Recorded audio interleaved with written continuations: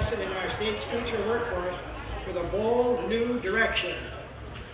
You know, the governor travels around Michigan and compliments our state's 25 locally designed Michigan Works areas. Today, we get a chance to return the favor.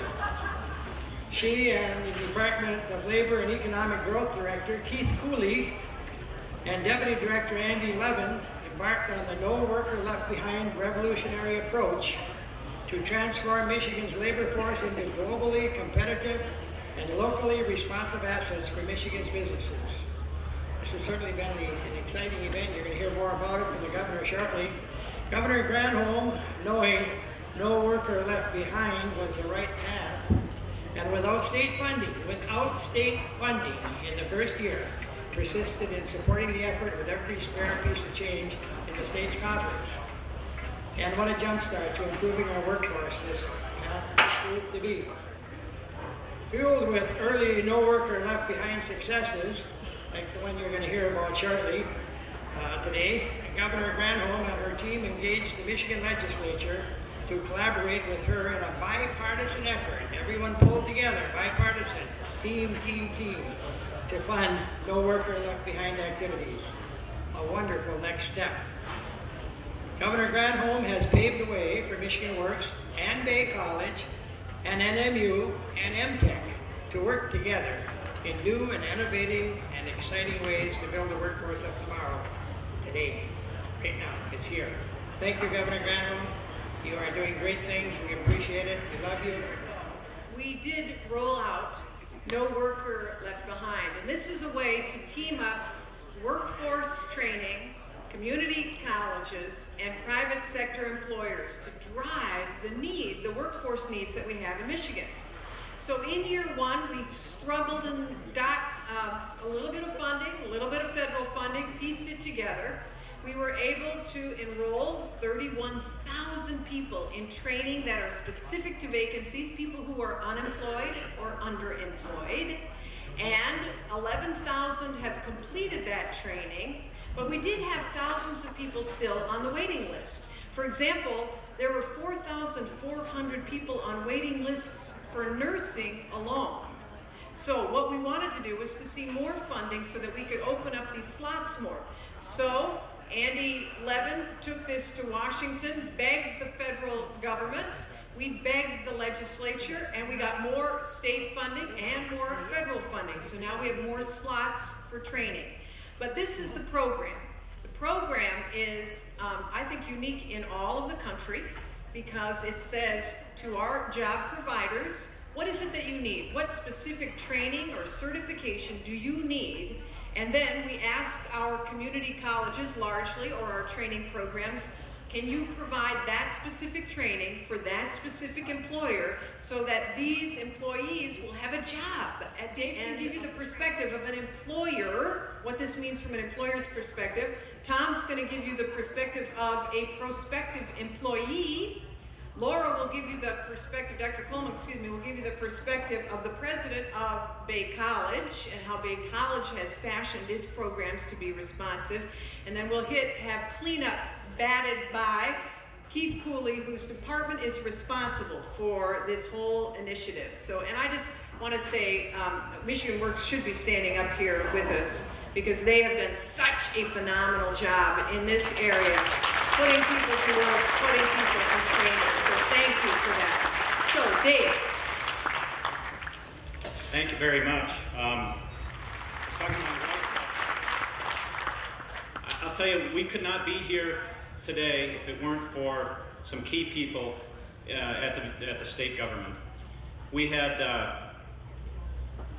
Governor's Office, Kathy Cole with the MEDC team, and Holly Peoples with Michigan Works.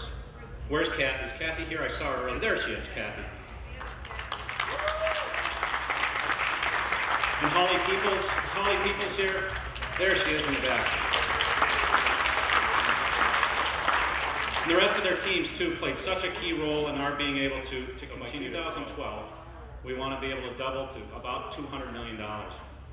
This requires a lot of work, and it's going to require a lot of new employees.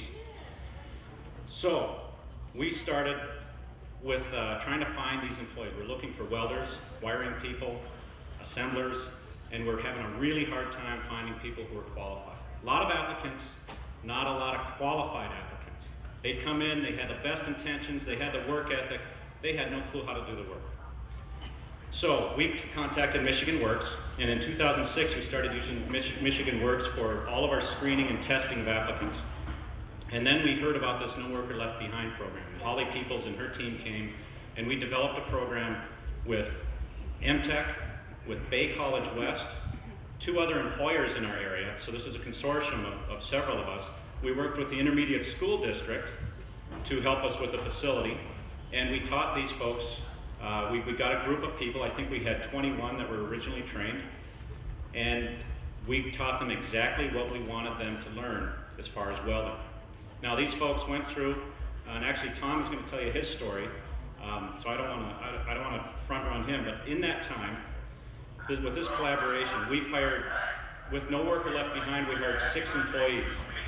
The collaboration with Michigan Works, going back to 2006, we've hired 121 employees working with Michigan Works.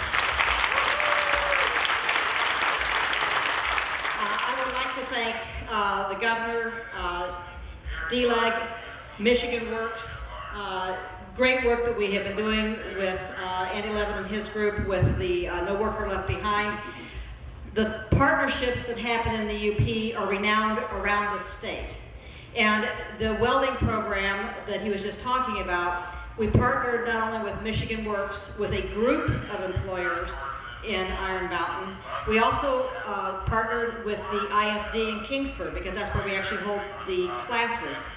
We furthermore have had our instructors go and work at systems controls to see exactly how they do their work, so that when we're delivering our classes, those students come out and they know they're going to be walking into a place where they're going to be following the same exact processes and doing the same exact things, making them much more hireable. We applied for Boss Snowplow, which is all MIG welding, where arc welding is all like stick welding, completely different. So I went in, had a good interview with everything, took their welding test and failed horribly. Like probably the worst you could have ever seen. So they ended up helping me get into this No Worker Left Behind program with Michigan Works, and ended up going through their training, which was 3 weeks, 6 hours a day, and I walked away with a job and a certified welder. So I have to thank Michigan Works.